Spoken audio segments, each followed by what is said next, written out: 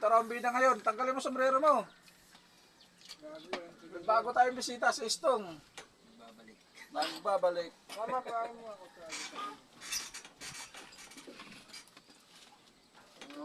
sa kumain na ng kumain ng gago.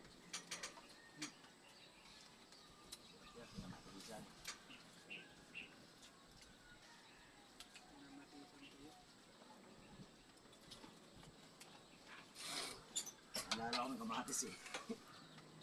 Pero nakabukod ah. Ayun o.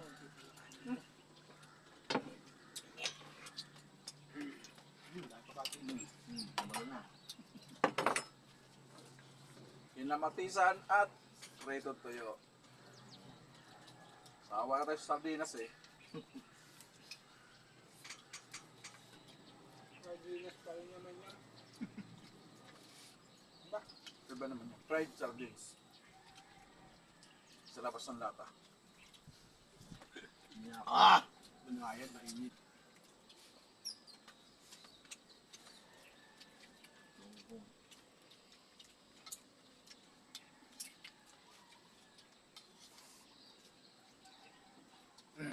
Ano? Buhay?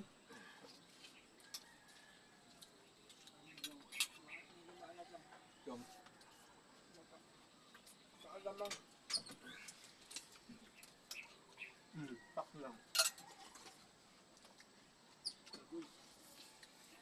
Nakaso ba ako?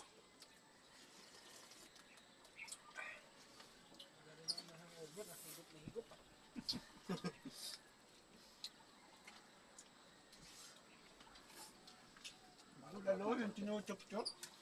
Ang kanan na. Mainito, baby. Bukas pa kayo makapamalengking yan. Naman ko yun. Kaya nyo ba, may mura lang sila sa saka.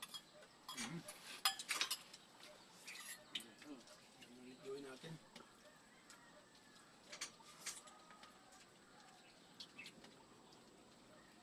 Yun, magkano ng kilo nito? Galunggong, manang galunggong, di ba?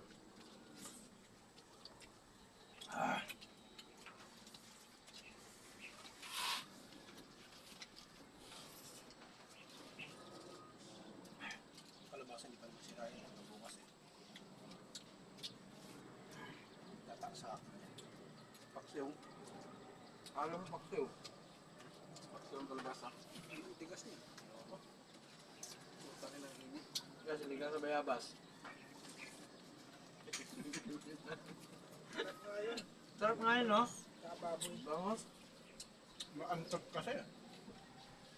Bango ko ron. Para ang lagkit na amoy eh, no?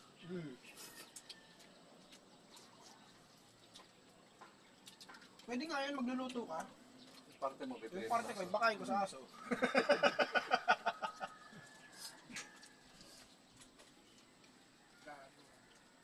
Hindi, bigay mo na sa akin. Manamito.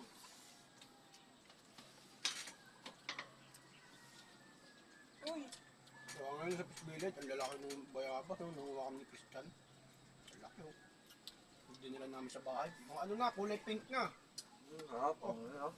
Takam naman agad si mama. Bili agad ng isda eh. Sinigang eh. Bangus.